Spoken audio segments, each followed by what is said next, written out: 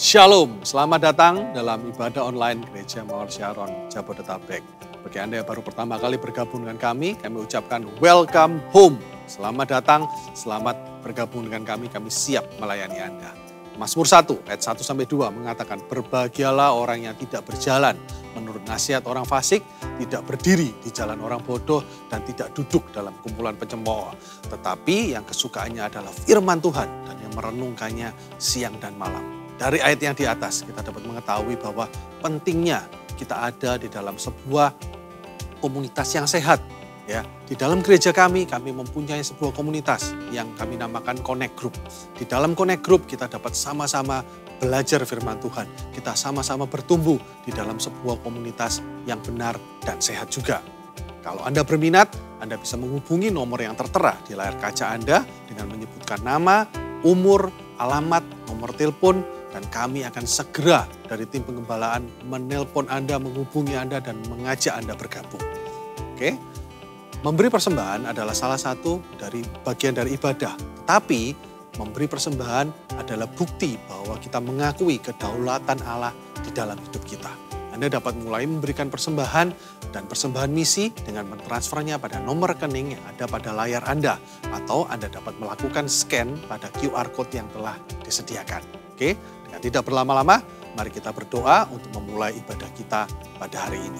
Bapa di dalam surga, kami bersyukur atas kasih-Mu, atas anugerah-Mu, atas hidup kami. Kami ingin memulai ibadah dan masuk dalam hadirat-Mu. Ya Tuhan, tolong kami supaya kami dapat mengalami kuasa-Mu, menerima jawaban doa, dan dapat bertumbuh bersama-sama menjadi sesuai dengan rencana. Terima kasih Tuhan, kami bersyukur atas segala hal yang telah Engkau berikan atas hidup kami, dan kami percaya semuanya akan digenapi. Di dalam nama Yesus kami sudah berdoa, haleluya, amin.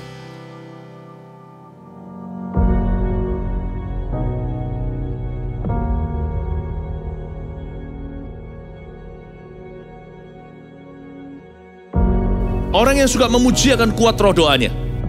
Orang yang berdoa pasti berakhir memuji. Karena Allah bertata di atas pujian. Siapa memuji, Allah mengatasi hidupnya.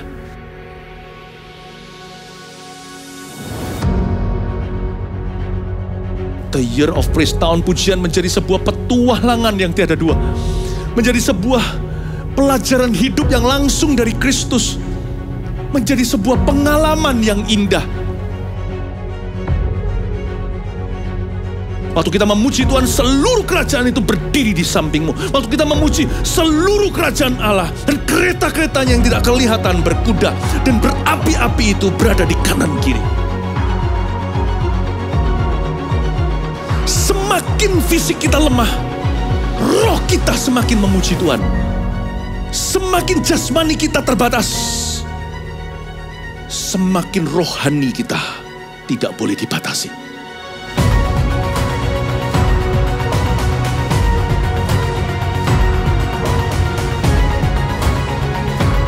Welcome to the Year of Praise and Provision.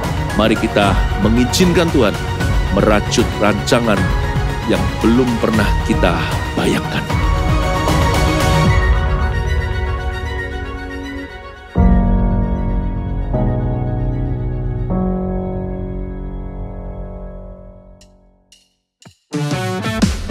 Shalom, mari sama-sama bersuka cita dan meninggikan Tuhan Allah kita yang dahsyat. Haleluya. Sungguh ajar kuasanya bagiku. Ajar, sungguh ajar anugerahnya dalam hidupku.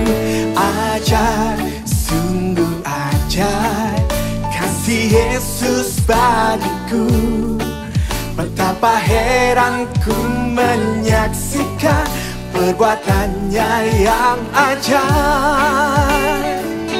Setiap hariku menikmati berkat yang melimpah. Sepanjang hidupku merasakan kebaikannya, kasih setianya.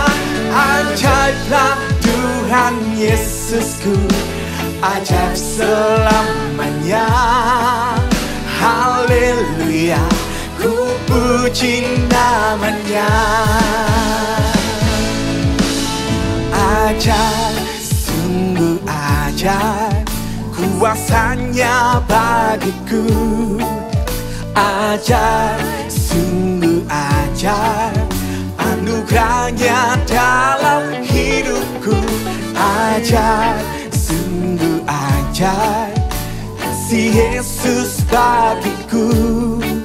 Betapa heranku menyaksikan perbuatannya yang ajaib.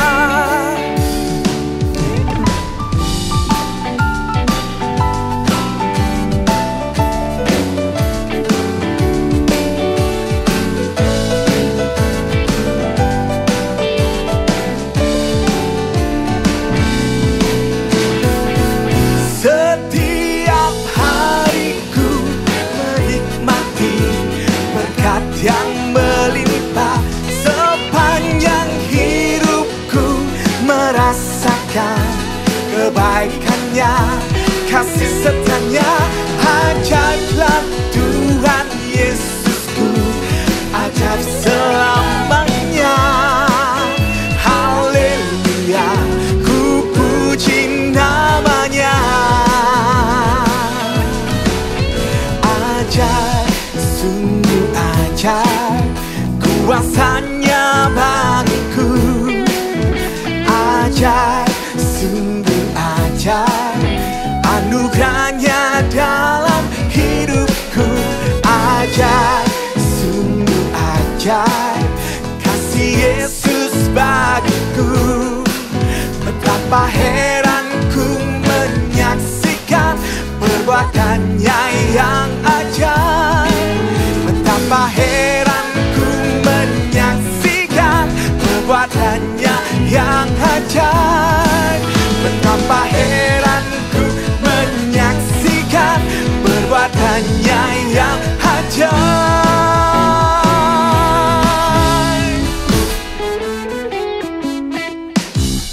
Haleluya.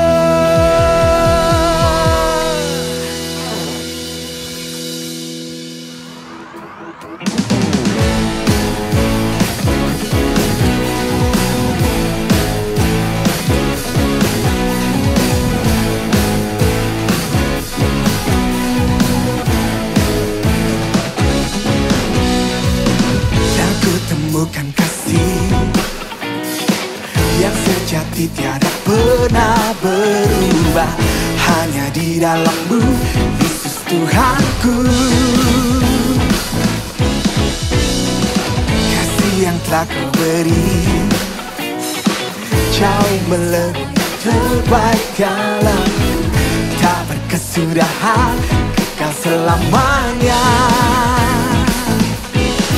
Kini ku bawa kepadamu hidupku sebagai persembahan. Terimalah pujian bagi hatiku, hanyalah untuk-Mu. Ku beri yang terbaik, hanyalah bagi-Mu. Hanya untuk-Mu yang termulia, berkenan bagi-Mu. Biar hidupku bersinar bagi kemuliaan dan keagungan-Mu Tuhan. Kebesaran-Mu ku beri segalanya, ku beri yang terbaik.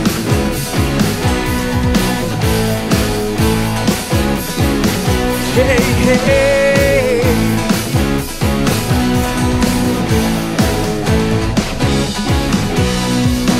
Kasih yang telah Kau beri lebih segala yang terbaik dalam-Mu, tak berkesudahan, kekal selamanya.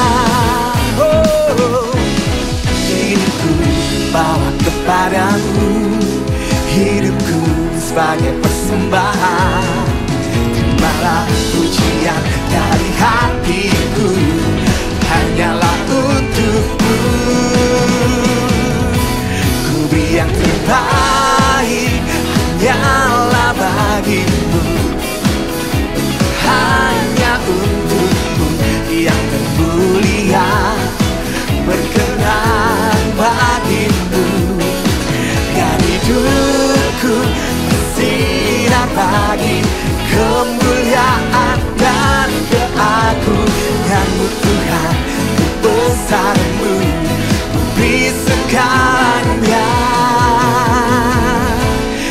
beri yang terbaik. Mari sama-sama bertepuk tangan dimanapun Anda berada, sama-sama, come on.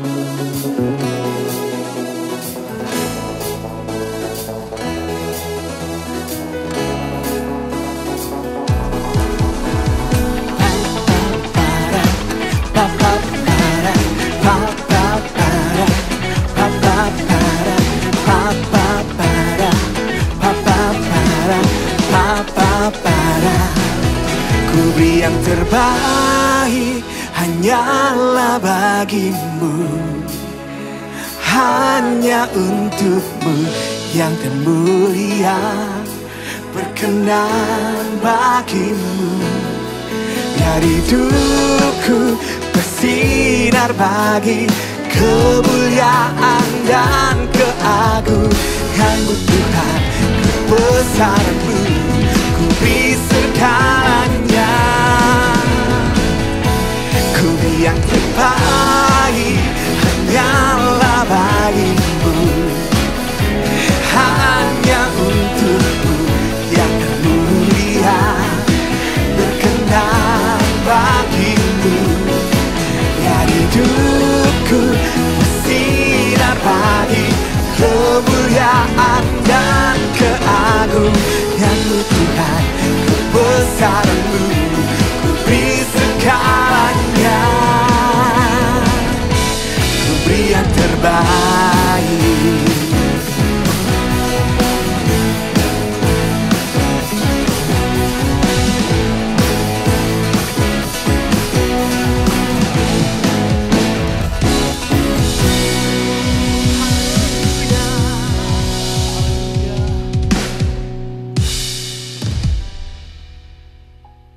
Kami rindu selalu memberi yang terbaik Tuhan. Kau ajaib dalam kemuliaan-Mu. Haleluya.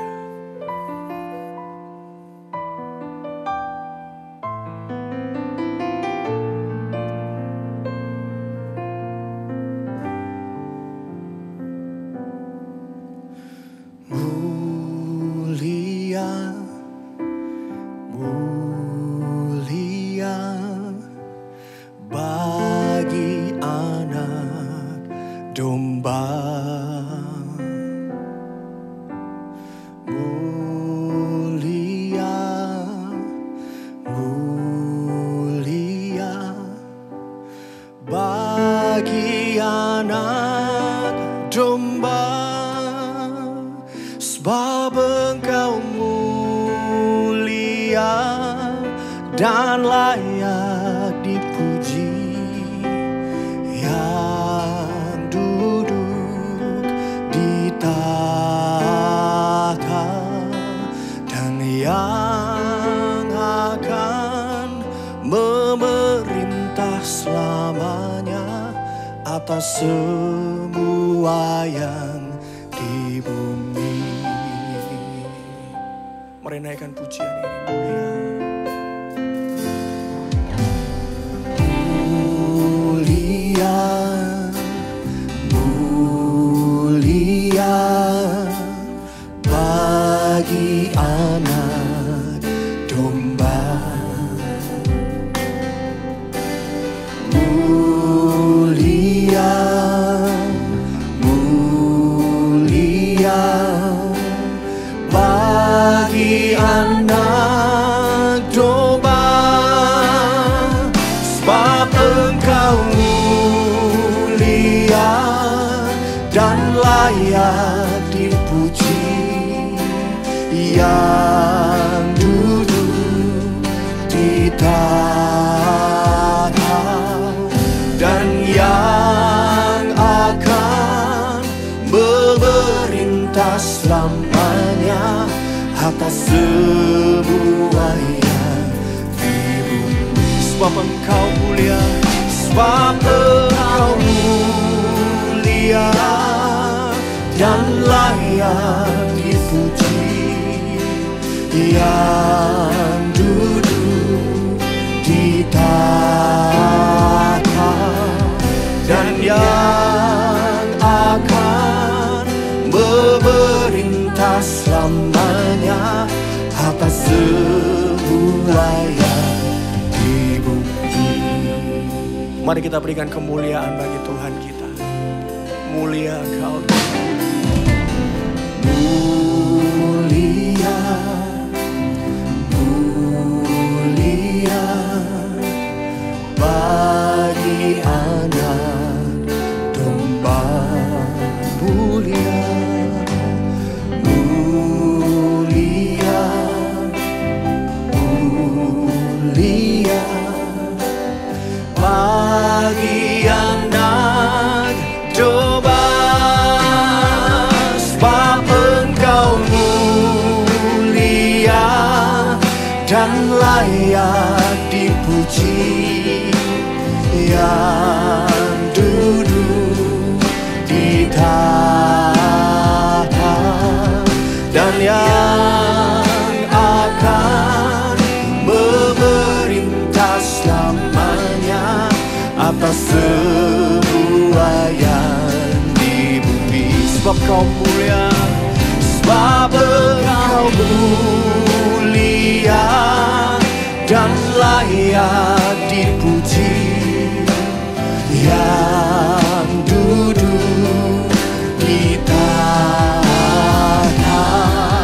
dan yang akan memerintah selamanya atas semua yang di bumi. Sebab Kau mulia, oh sebab Engkau mulia dan layak dipuji, yang duduk di tahta dan yang akan memerintah selamanya atas semua yang di bumi.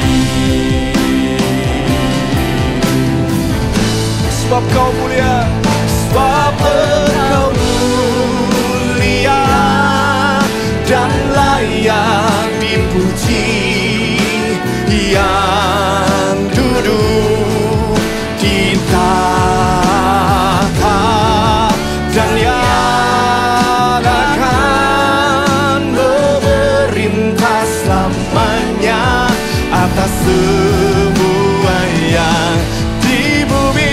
Sebab Kau mulia, sebab Engkau mulia dan layak dipuji, yang duduk di tahta dan yang akan memerintah selamanya atas semua yang di bumi. Atas semuanya, oh atas semua yang di bumi, oh atas semua yang di bumi. Oh, tak ada yang seperti Engkau, Allah mulia. Ramaya Shirinir biar Ramaya kami menyembah-Mu, kami tinggikan nama-Mu Tuhan, Allah yang bertahta atas pujian. Oh Ramaya Ramaya Shara Ramaya Ramaya Share, kemuliaan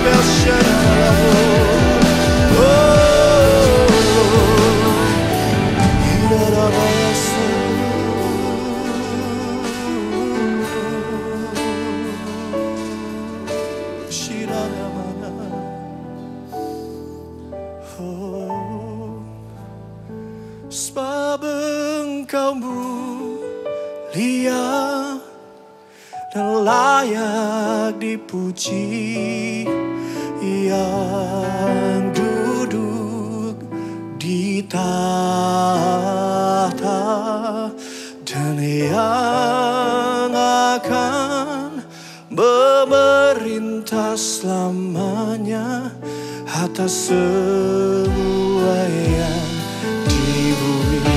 Sebab Kau mulia, sebab Engkau mulia dan layak dipuji, yang duduk di tahta dan yang akan memerintah selamanya atas semua yang di bumi, atas semua, atas semua yang di bumi, atas semua, atas semua yang di bumi. Mari angkat tanganmu, sama-sama katakan haleluya. Haleluya.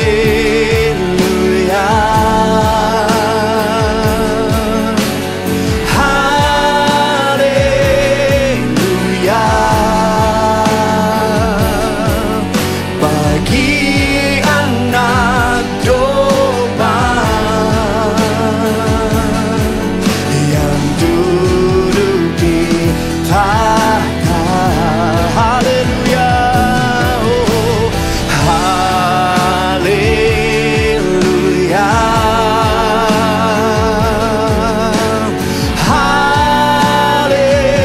Haleluya. Bagi anak domba berkuasa selamanya. Haleluya.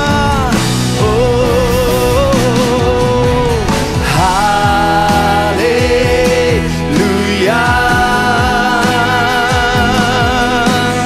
Haleluya. Bagi anak domba yang duduk di tahta. Haleluya. Haleluya.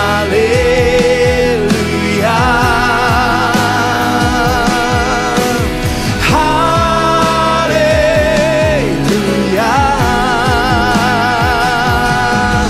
Bagi anak domba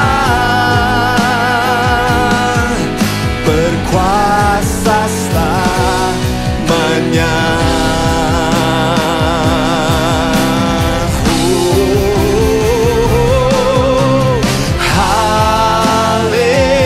Haleluya.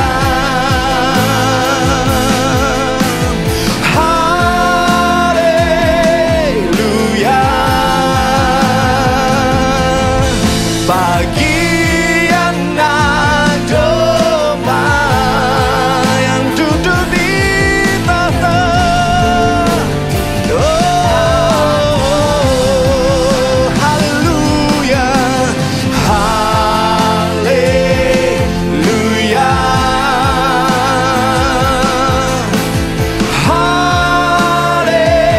Haleluya. Bagi anak domba berkuasa selamanya. Bagi anak domba, bagi anak domba, bagi anak domba, bagi anak domba berkuasa selamanya.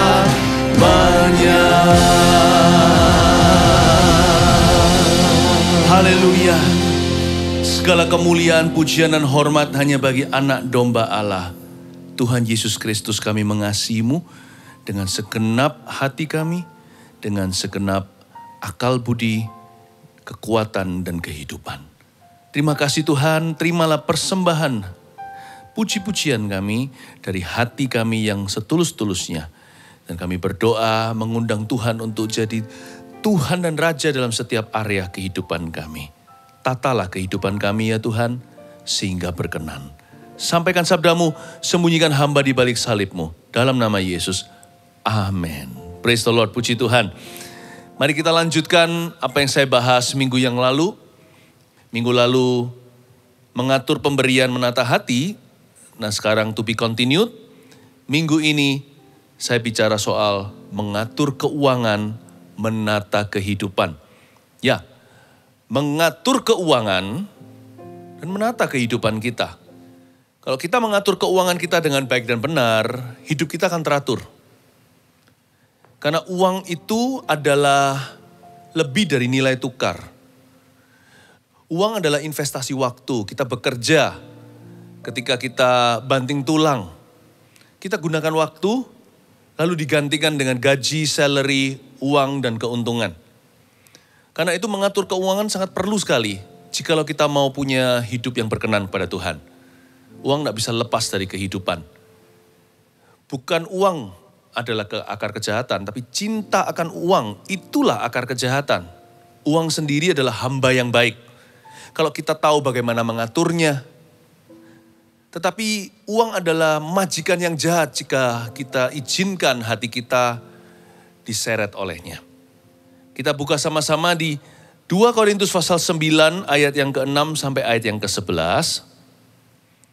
Camkanlah ini, orang yang menabur sedikit akan menuai sedikit juga. Dan orang yang menabur banyak akan menuai banyak juga. Hendaklah masing-masing memberikan menurut kerelaan hatinya. Jangan dengan sedih hati atau karena paksaan. Sebab Allah mengasihi orang yang memberi dengan sukacita. Dan Allah sanggup melimpahkan segala kasih karunia kepada kamu, supaya kamu senantiasa berkecukupan di dalam segala sesuatu, dan malah berkelebihan di dalam pelbagai kebajikan. Seperti ada tertulis, ia membagi-bagikan, ia memberikan kepada orang miskin, kebenarannya tetap untuk selamanya. Ia yang menyediakan benih bagi penabur dan roti untuk dimakan, ia juga yang akan menyediakan benih bagi kamu dan melipat gandakannya, dan menumbuhkan buah-buah kebenaranmu. Kamu akan diperkaya dalam segala macam kemurahan hati yang membangkitkan syukur kepada Allah oleh karena kami. Sampai sini dulu. Ayat 9 kita baca sekali lagi. Camkanlah ini. Paulus hendak menekankan sesuatu. Dia berkata camkanlah. Lalu dia continue berkata begini. Orang yang menabur dikit, dia nuai dikit. Orang yang nabur banyak, dia nuai banyak. Dari sejak kata camkanlah ini, kita harus mengerti, kita ini menuju kemana? Dengan keuangan yang Tuhan percayakan sedikit atau banyak, kita itu mau kemana di hidup ini? Camkanlah itu mengingatkan kepada kita untuk punya visi yang jelas di depan. Tuaian seperti apa yang Anda harapkan? Camkanlah dimulai dengan a vision for the future harvest. Panen seperti apa yang Anda inginkan dalam kehidupanmu, itu akan menentukan benih apa yang Anda taburkan. Kalau mimpi bisa muluk-muluk, mimpi itu gak ada batasannya, setinggi langit, lebih tinggi dari langit bahkan. Mimpi juga sangat umum sekali. Besok mau jadi apa? Mau jadi orang berhasil. General, tidak spesifik dan tidak detil. Kalau orang bekerja mau gimana? Bekerja itu tujuannya apa? Supaya jadi kaya. Tidak didefinisikan kekayaan yang seperti apa. Orang kaya pun hidupnya beda-beda. Ada orang kaya yang berantakan rumah tangganya. Ada orang kaya yang sendirian dan kesepian. Ada orang kaya yang cepat jenuh dengan kekayaannya. Dia gak tahu mau beli apa lagi. Tapi juga ada orang kaya yang baik hati. Ada orang kaya yang keluarganya utuh. Yang takut akan Tuhan, berkat itu datangnya dari Allah, susah payah, tidak menambahi. Tidak ada kutuk di dalam harta yang Tuhan percayakan. Nah kalau kita bicara Mau jadi orang kaya, definisi kaya itu luas sekali saudaraku. Dari ujung ke ujung gak seragam. Itulah sebabnya mimpi bisa muluk-muluk dan bisa luas. Visi harus spesifik dan mendarat. Harus ada anak tangganya ke sana. What is your vision for your future harvest? Visimu seperti apa untuk masa depanmu? Masa depan penuh pengharapan, Anda mengharapkan apa bersama dengan Tuhan? Visi Anda itu loh, bisakah Anda tuangkan dalam satu kalimat? Adakah anak tangganya ke sana? Visi Anda harus ada detil-detil dan spesifikasinya. Speknya itu seperti apa? Anda doakan hari ini. Karena itu camkanlah, Paulus suruh mereka mikir kepada jemaat Korintus. Jangan kita asal-asalan bermimpi. Tetapi kita harus punya visi yang jelas dan hati kita jangan tersesat. Visi panen seperti apa yang kita inginkan? Lalu ayat 9 ada lagi bunyinya sedikit dan banyak. Camkanlah ini, orang yang menabur sedikit akan menuai sedikit juga. Dan orang yang menabur banyak akan menuai banyak juga. Dari sini kita mengerti bahwa benih itu investasi. Saya nggak bicara tentang investasi mata uang, saham, properti, not that. Saya bicara bahwa hidup ini begitu terbatasnya sumber daya. Kita nggak punya segala sesuatu. Nggak ada satu orang pun yang punya segala perkara. Bisa saja ada orang tertentu berlimpah harta, tapi waktu tetap 24 jam sehari. Ada orang yang gak punya harta, tapi punya banyak sekali waktu. Ingatlah bahwa hidup ini sangat terbatas sumber dayanya. Belum lagi hidup ini sementara, kita gak bisa hidup selama-lamanya. Kalau hidup kita seumur hidup ini hanyalah satu koin, sekali dibelanjakan gak akan kembali. Sebab waktu tidak bisa diulang lagi. Benih investasi. Hidup kita itu mau diinvest di apa? Kalau kita serius mengejar mimpi kita, kalau kita ingin sekali mengejar cita-cita, maka kita harus sungguh-sungguh. Sebab siapa yang menabur sedikit, dia menuai sedikit. Siapa menabur banyak, dia menuai banyak. Jangan tanggung jadi orang. Kalau Tuhan telah taruh di dalam hatimu sebuah tujuan ilahi, kejar itu. Tabur sungguh-sungguh. Jangan bosanan jadi orang. Jangan separuh setengah jalan. Komitmennya jangan setengah-setengah. Karena hidup ini sementara. Kita hanya punya benih. Uang juga adalah biji. Nah, bayangkan sekarang seorang petani yang menyayangkan benih yang ada di dalam kantongnya. Misalkan jikalau dia itu adalah petani yang susah-susah dapat bijinya. Mungkin dari buah-buah panen yang lalu dia simpan itu benih-benihnya. Kan di dalam buah-buahan ada biji-bijian. Atau mungkin dia bahkan beli itu bibit unggulnya. Diimport kali, lalu dia disimpan di kantongnya. Kalau dia gak punya visi ke depan, dia akan sayang, tadinya dia ada satu kantong penuh, nanti setelah ditabur, semuanya habis alias hilang. Karena dia gak siap untuk kehilangan, maka dia gak taburkan. Petani yang seperti itu, musim berikutnya, benih masih utuh, buah gak ada, tanahnya gundul semua.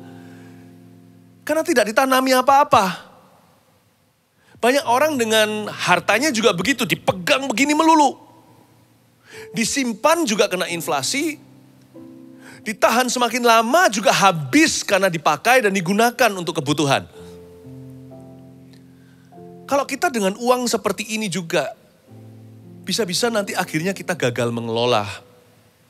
Dan kita tidak akan melihat kemuliaan Tuhan. Itulah sebabnya uang perlu diatur, karena uang adalah hamba yang sangat baik. Uang adalah pekerja yang Tuhan serahkan di ladang kita.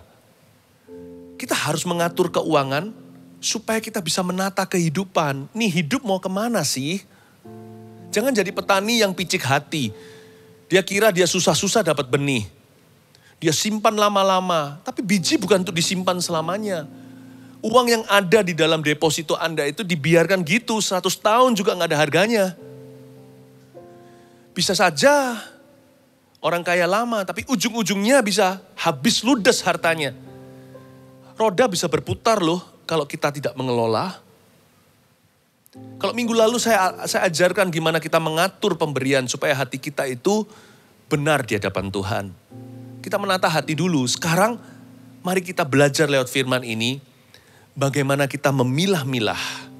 Yang mana untuk pemberian, yang mana kita kelola untuk mengupgrade kehidupan, yang mana pula jikalau Tuhan memberikan kelimpahan yang kita pakai untuk kenikmatan-kenikmatan yang bukan kebutuhan.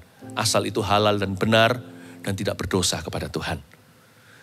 Yang mana untuk memberikan kepada orang lain, yang mana untuk dinikmati sendiri, yang mana untuk ditaburkan kembali dalam bidang usaha, untuk mengembangkan talenta. Kita harus punya hikmat dari Tuhan untuk melakukannya. Sebab siapa yang menabur sedikit, karena dia tidak punya visi tuaian ke depan, dia juga akan menuai sedikit pula. Tapi siapa yang menabur banyak bukan sembarangan. Itu sudah ada petakan-petakan di sawah. Di sini tabur berapa banyak. Di sini bijinya berapa. Kalau kita mau tanam kebun anggur, setiap berapa luas tanah, ada satu pohon anggurnya. Nggak bisa berdesak-desakan dan juga nggak bisa pencar-pencar. Semua itu perlu pengaturan yang sangat seksama. Untuk kita bisa menabur banyak, itu perlu perencanaan. Seberapa banyak pertanyaannya? Dan apakah semua ditaburkan di satu keranjang? Ataukah kita bisa taburkan dengan hati-hati dan penuh dengan bijaksana? Yang mana untuk apa? Yang ini kutaburkan, tuaiannya bukan demi dapat harta. Aku taburkan ini karena aku mencari sesuatu yang harta gak bisa beli. Tetapi aku taburkan yang sebagian lagi di tanah yang seperti ini. Tujuannya adalah supaya mendapatkan keuntungan. Agar supaya anak cucuku tidak akan menjadi gelandangan dan minta-minta roti. Uang itu pemakaiannya luas sekali. Tidak hanya untuk satu hal, hanya demi satu perkara. Meskipun orang punya uang sejagat raya pun perlu perencanaan. Apalagi kalau kita ini uangnya terbatas. Mengatur keuangan itu perlu supaya kehidupanmu teratur dan tertata. Camkanlah ini, orang yang menabur sedikit akan menuai sedikit juga. Orang yang menabur banyak akan menuai banyak juga. Ada dua macam panen yang kita bisa harapkan. Yang nanti kita akan baca di ayat-ayat berikutnya akan dijabarkan. Panen pertama namanya panen spiritual. Panen rohani. Yang ini bukan untuk mendapatkan cashback. Bukan supaya kita bisa melihat cash. Ada hal-hal tertentu lewat keuangan kita yang kita taburkan. Kita tidak mengharapkan kembali di hidup ini. Jadi bukan seperti kita menabur supaya mendapatkan 100 kali ganda. Uang ganti uang, gigi ganti gigi, mata ganti mata. Bukan. Ada panen-panen tertentu yang tidak perlu kita nikmati di dalam dunia ini. Yesus berkata, carilah harta di sorga. Di mana ngengat tidak memakannya, pencuri tidak mencurinya.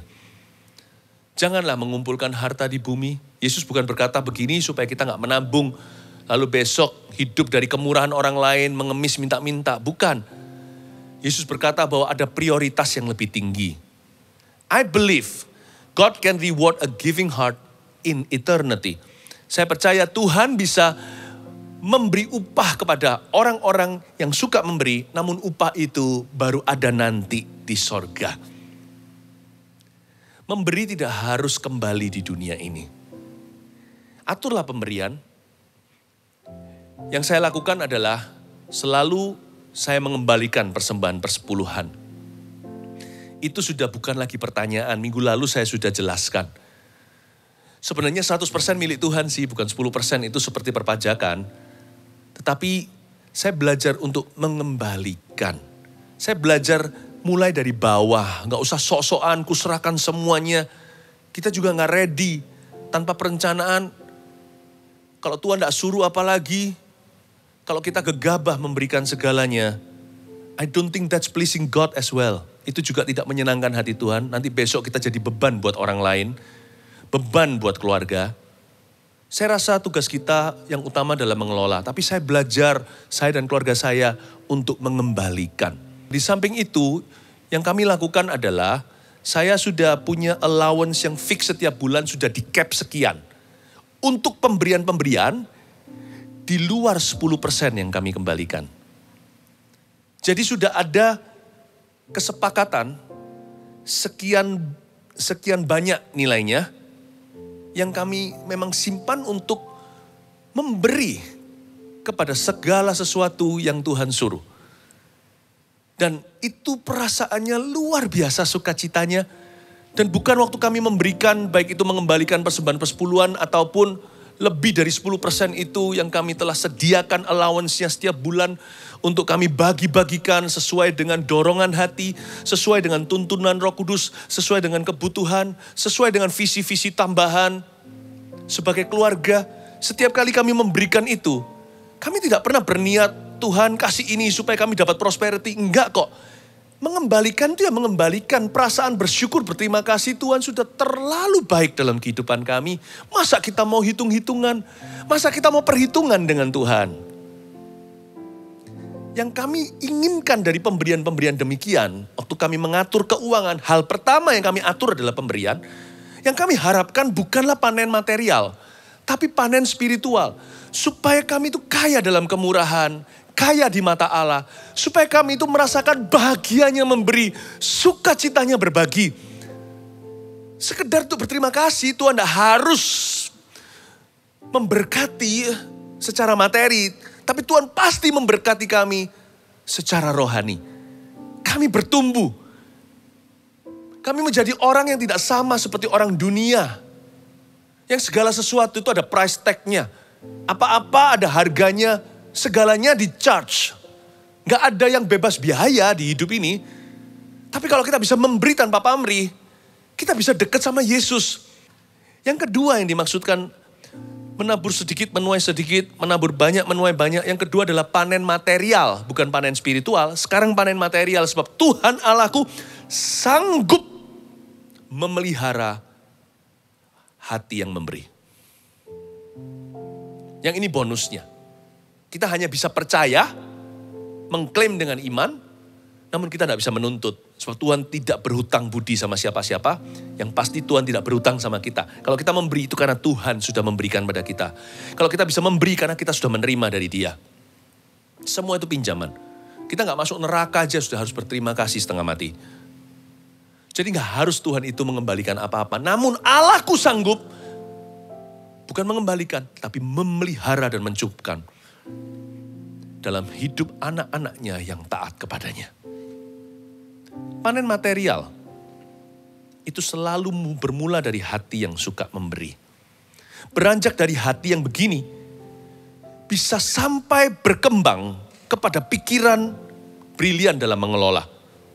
Haleluya, ayat 7. Hendaklah masing-masing memberikan menurut kerelaan hatinya. Jangan dengan sedih hati atau karena paksaan. Sebab Allah mengasihi orang yang memberi dengan sukacita. Ayat 7 tadi itu hendaklah masing-masing memberikan menurut kerelaan hatinya, dalam bahasa Inggrisnya according to the purpose of his heart. Bukan hanya rela, tapi punya tujuan. Hatinya tuh jelas kenapa dia memberi, minggu lalu saya sudah jelaskan. Memberi itu betul-betul kasih karunia. Kita memberi karena kasih, bukan karena terpaksa. Bukan diiming-imingi berkat apa. Dan tentunya bukan diintimidasi, apalagi dimanipulasi. Kita memberi karena sebuah kesadaran bahwa kita tidak bisa mencintai Tuhan tanpa menjadi seorang yang murah hatinya. Memberi menurut kerelaan hati itu berarti ada pewahyuan firman di dalam hati orang itu. Selain itu, kalau kita memberi selalu sesuai dengan takaran iman kita. Tuhan tidak pernah suruh kita memberi apa yang kita tidak punya. Selalu mulai dengan apa yang kita miliki. Jangan dengan sedih hati atau karena paksaan. Sebab Allah mengasihi orang yang memberi dengan sukacita. God loves the cheerful givers. Allah mengasihi di sini tuh seperti seolah-olah masuk di dalam kebahagiaan Tuhan. Kasih di sini bukan kasih yang tanpa syarat, karena orang berdosa pun Tuhan cintai, orang yang kikir, orang yang pelit, Tuhan cinta semua. Tapi kasih di sini adalah kebahagiaannya. Tuhan tuh happy banget, sangat senang dengan orang itu yang murah hatinya. Allah mengasihi orang yang memberi dengan sukacita. Sehingga ketika kita menjadi seperti dia, karena Tuhan kita itu seorang pemberi, kita juga merasakan kedekatan itu dengan Tuhan. Kita merasakan kebahagiaan. Kata memberi dengan sukacita, sukacita sini dalam bahasa Yunaninya adalah hilaros, H-I-L-A-R-O-S. Dari situlah kata hilarious dalam bahasa Inggris atau tertawa terbahak-bahak. Kita masuk dalam tertawa terbahak-bahaknya Tuhan. Bukan ngece atau bukan mengejek, mengolok-olok. Tapi tertawa terbahak-bahak saking senangnya, nak kamu itu kok baik ya. Ketika kita lihat anak kita juara. Kalau saya dan istri saya ketika melihat anak saya berbagi. Waktu dia bagikan apa yang dia miliki dengan temannya atau dengan orang lain yang membutuhkan. Hati kami itu terbahak-bahak berkata, bangga jadi papanya. Kebahagiaan seperti itulah hilaros. Allah mengasihi orang yang memberi dengan sukacita. Berarti orang yang memberi dengan sukacita masuk dalam hilaros atau kebahagiaan Allah. Tidak heran kan? Kalau kita pas memberi itu kerasa happy gitu. Kalau kita memberinya dengan the right attitude loh ya. Kalau kita memberinya dengan the right purpose of the heart. Dengan tujuan yang benar di dalam hati. Kalau kita memberinya demi kasih. Kalau kita memberinya dengan sukarela. Waktu kita memberikannya kerasa enggak? Kerasa senang gitu. Dan setelah kita berikan, happy luar biasa. Apalagi kalau kita tahu pemberian kita itu membuat perbedaan. Waduh, bangganya luar biasa. Itulah sebabnya orang yang suka memberi biasanya gak banyak bicara. Dia gak suka otak-atik, hakimi orang. Karena dia sudah terlalu happy di dalam hatinya. Dan Allah sanggup melimpahkan segala kasih karunia kepada kamu. Supaya kamu senantiasa berkecukupan di dalam segala sesuatu. Dan malah berkelebihan dalam pelbagai kebajikan. Ayat 8, Allahku sanggup. Katakan sanggup. Katakan Allah sanggup. Ya, dia sanggup melimpahkan kasih karunia. Lalu setelah itu membuat kita berkecukupan, malah berkelebihan. Ini dari tindakan Allah. Bukan karena kita memberi dengan pamrih, kita klaim-klaim 100 kali ganda. Bukan, Allah itu tahu bagaimana memelihara orang-orang yang taat kepadanya. Allah sanggup di sini ayat 8 menunjukkan material blessing itu ada. Berkat materi gak usah dicari. Seperti dicari oleh orang-orang dunia yang gak mengenal Allah. Tapi carilah dahulu kerajaan sorga dengan kebenarannya. Dan tanpa kita cari berkat materi itu, tetap berkat materi itu ada dalam kamus firman Allah. Allahku sanggup melimpahkan segala kasih karunia kepadamu. Bukan hanya materi saja, segala. Supaya kamu senantiasa berkecukupan. Itu your physical needs. Itu kebutuhan jasmanimu. Di dalam segala sesuatu malah berkelebihan dalam berbagai kebajikan. Di sini saya melihat ada tatanan. God that provides. Tuhan yang menyediakan. Dari provision kepada abundance. Di ayat 8 ini terkandung janji. Dari penyediaan atau pengadaan kepada kelimpahan. Atau financial freedom yang orang dunia sering katakan. Atau kemerdekaan finansil. Ayat 9 kita lihat bagaimana kita bisa menuju ke situ. Seperti ada tertulis, ia membagi-bagikan. Tuhan kita itu Allah pemberi. Tuhan kita itu suka berbagi. Itu sudah sifatnya. Makanya Tuhan cinta orang yang memberi dengan sukacita. Karena Tuhan merasa orang itu adalah anaknya. Seperti ada tertulis, ia membagi-bagikan. Ia memberikan kepada orang miskin. Itu ada di hati Allah, itu ada di hati kami semua. Ada di hati kita. Kebenarannya tetap untuk selama-lamanya.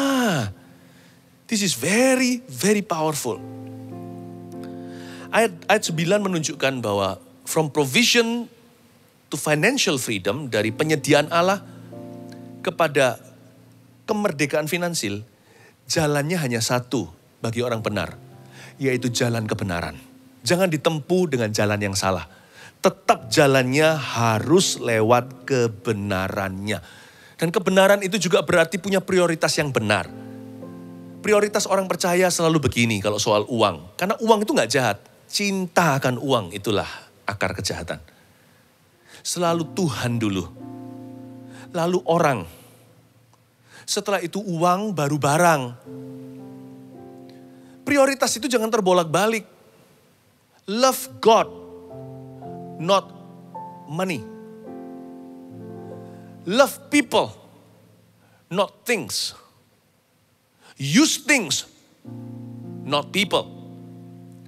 Kasihilah, cintailah orang, bukan barang. Pakailah barang atau uang, bukan orang. Jangan pakai orang memanfaatkan.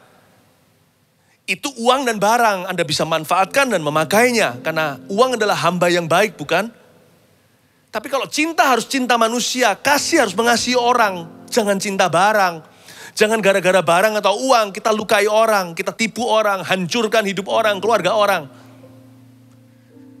Ia membagi-bagikan, ini sifat Allah. Ia memberikan pada orang miskin, betapa indahnya. Kebenarannya, ada tanda seru di sana.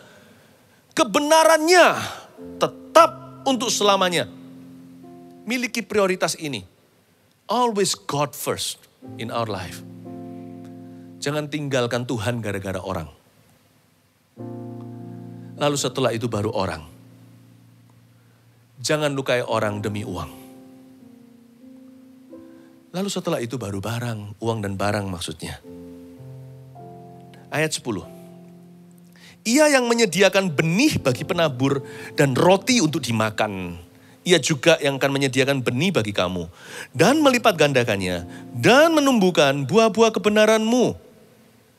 Kamu akan diperkaya dalam segala macam kemurahan hati yang membangkitkan syukur kepada Allah oleh karena kami. Saya suka sekali.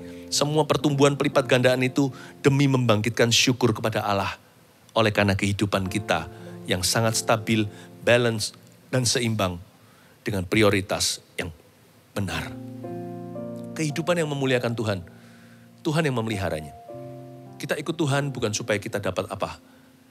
Kita mengikuti Tuhan bukan demi supaya kaya.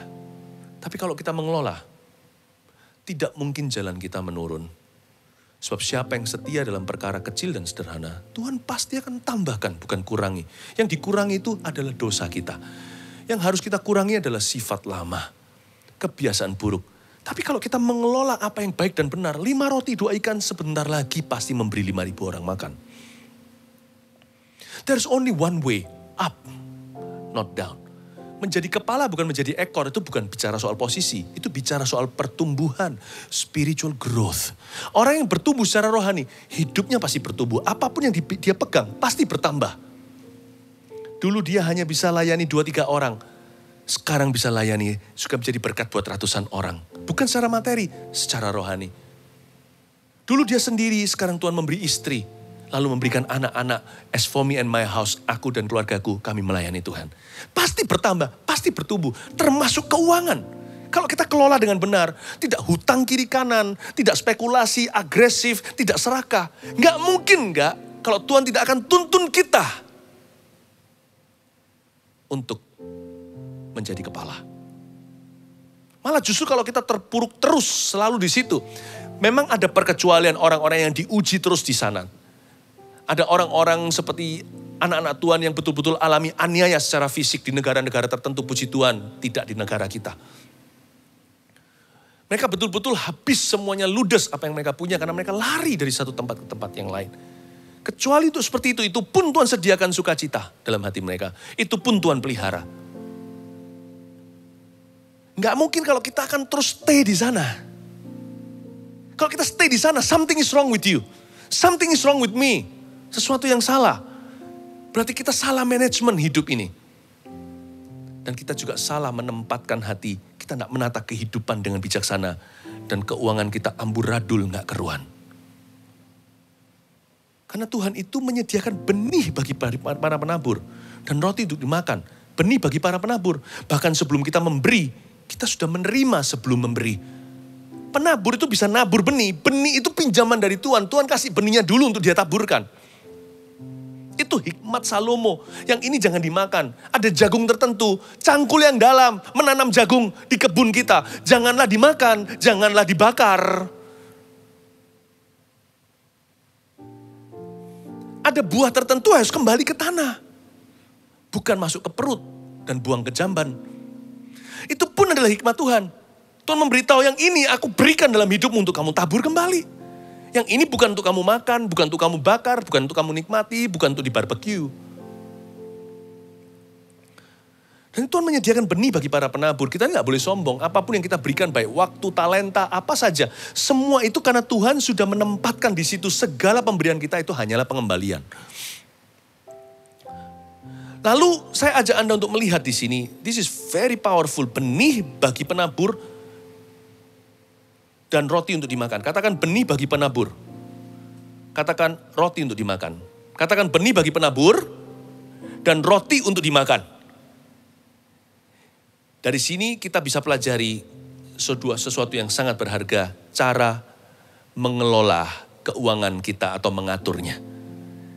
Kita tahu apa yang harus kita investasikan dulu. Benih bagi para penabur ditanam kembali. Lalu ada roti untuk dimakan. Ada yang ditaburkan, ada yang dimakan. Benih ditabur, roti dimakan. Ada beberapa hal, catatlah. Saya kasih 5 saja. Benih bagi penabur dan roti untuk dimakan sebagai berikut. Nomor 1, investasikan uang untuk panen rohani. Itu dulu. Saya tadi kan sudah jelaskan. Dalam kehidupan saya mengatur pemberian seperti minggu lalu saya jabarkan.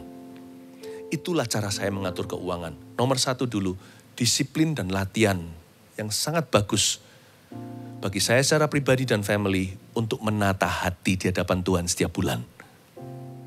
Investasi di spiritual harvest tidak perlu dapat prosperity kembali. Tidak usah itu. Kalau Tuhan kasih, ya puji Tuhan, kita berkata kita nggak layak menerimanya. Semua itu bonus saja. Segala sesuatu ditambahkan. Tapi percayalah, Allah sanggup memelihara. Investasi yang nomor 1, benih yang ditabur, roti untuk dimakan. Sebelum makan roti itu pastikan taburannya sudah dicukupkan. Investasi di panen rohani. Yang kedua, investasi di, ini yang perlu ditaburkan, investasi di kebahagiaan keluarga. Kalau yang ke-1 tadi itu God, Allah, yang kedua itu pernikahan kita. Maksud saya, tidak perlu orang kaya untuk bisa bahagia dengan family-nya. Tidak perlu barang mahal, nggak perlu makan di restoran yang mahal. Tapi pastikan apa yang Anda telah dapatkan, keuntungan, gaji, salary, itu Anda nikmati juga dengan your family, dengan keluargamu, dengan orang-orang yang Anda cinta. Bukan untuk foya-foya loh ya, bedakan. Kenikmatan dengan keluarga itu tidak sama dengan foya-foya. Sebab orang foya-foya nggak tentu bisa enjoy dengan family-nya. Tapi kalau Anda dapat, Tuhan terima kasih, pertama yang saya lakukan adalah saya akan atur pemberian. Setelah itu saya berkata, Tuhan beri aku hikmat gimana aku bisa nikmati hasilku yang apa adanya ini dengan keluargaku bulan ini. Nanti kan Tuhan kasih kita ide-ide yang baik. Tuhan akan tuntun kita, ajari bagaimana kita bisa bersyukur bersama dengan keluarga. Jadi ada roti yang harus dimakan, jangan ditabur semua.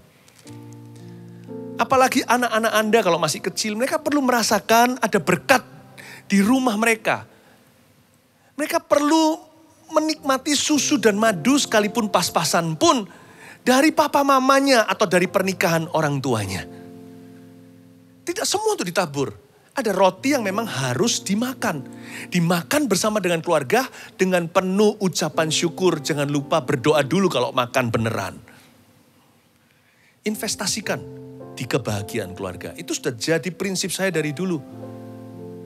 Kalau saya diberkati, salah satu tujuan saya diberkati adalah supaya keluargaku happy, sehat, healthy and happy. Yang ketiga, investasi di pendidikan anak dan skills atau kemampuan-kemampuan tambahan.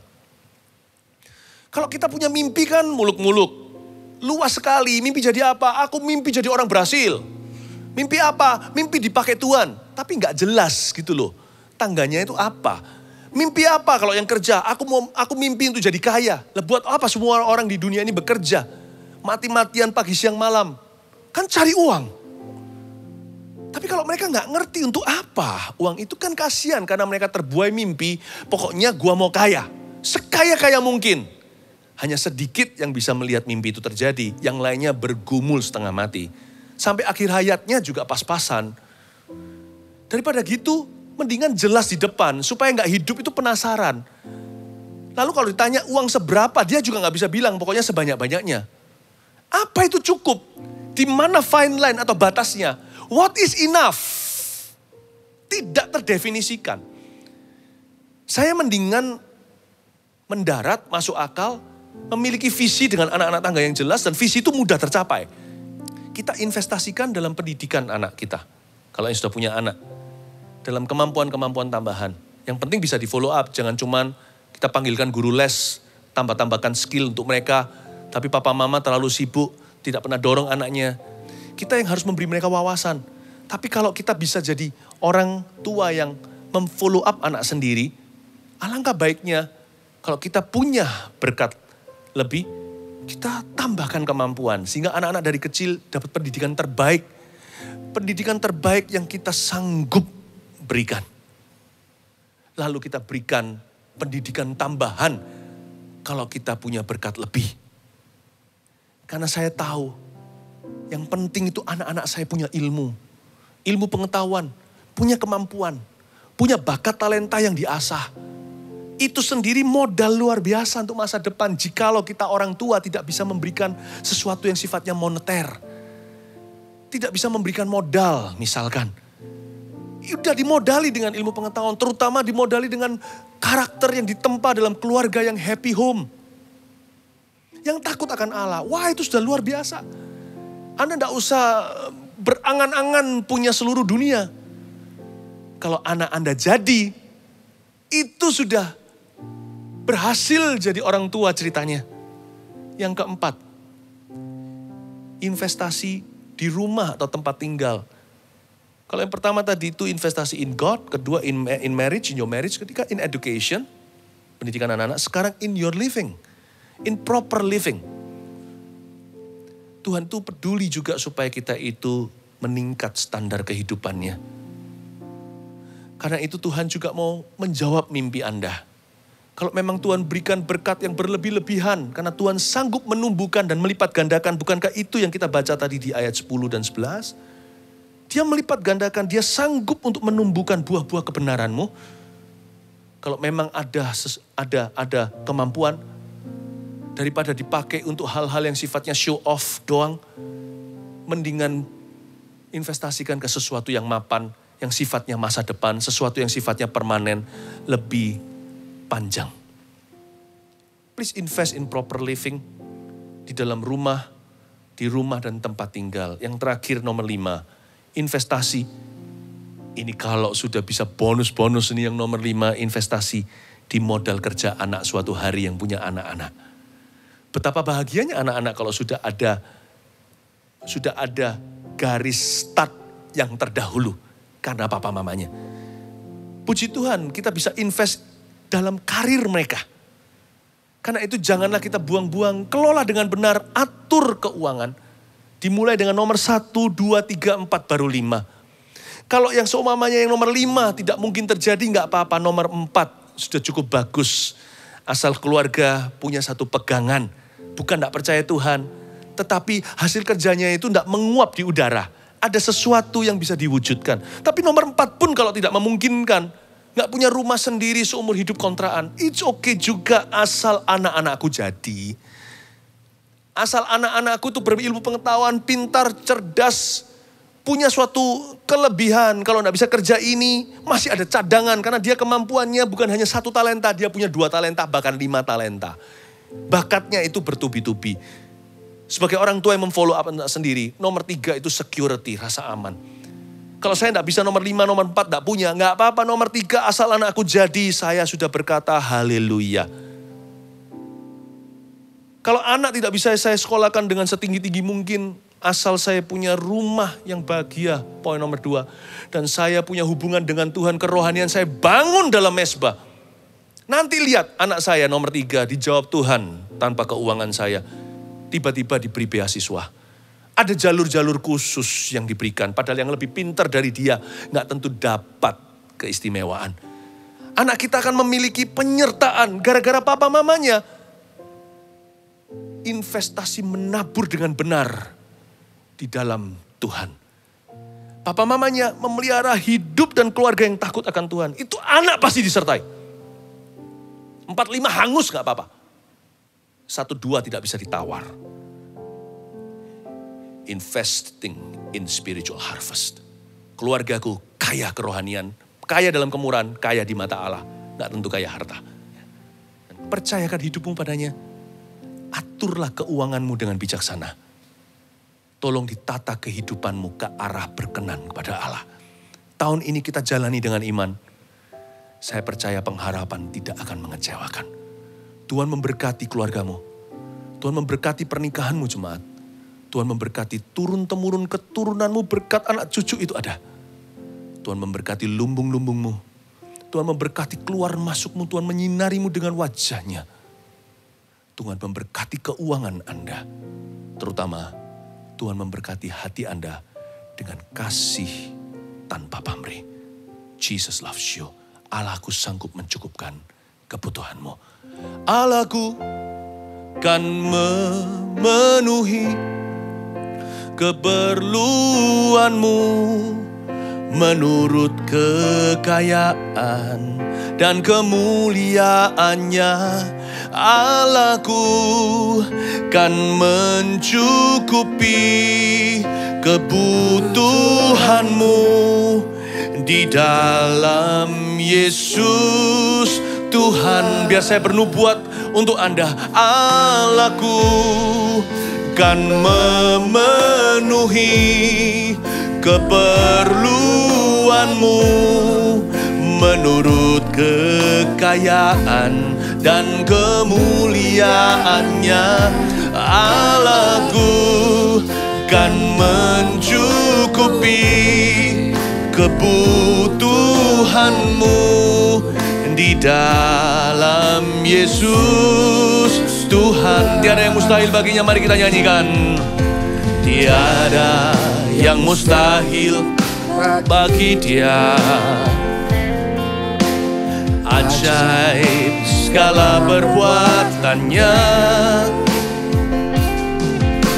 segala perkara ku tanggung dalam Dia, di dalam kekuatan kuasa-Nya, di dalam kekuatan kuasa-Nya. Allahku kan mencukupi keperluanku. Allahku kan memenuhi keperluanku menurut kekayaan dan kemuliaannya. Allahku kan mencukupi kebutuhanku di dalam Yesus Tuhan. Tiada yang mustahil bagi Dia. Mari kita angkat tangan kita menerima. Tiada yang mustahil bagi Dia. Dia sanggup menumbuhkan ajaib segala perbuatannya, segala perkara ku tanggung dalam Dia, di dalam kekuatan kuasa-Nya, di dalam kekuatan kuasa-Nya. Allahku kan memenuhi keperluanku menurut kekayaan dan kemuliaannya. Allahku kan mencukupi kebutuhanku di dalam Yesus Tuhan. Di dalam Yesus Tuhan. Di dalam Yesus Tuhan. Di dalam Yesus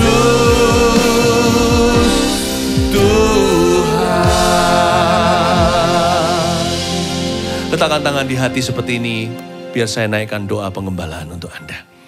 Tuhan, terima kasih untuk jemaat yang Kau kasihi, jemaat yang setia mengikut-Mu.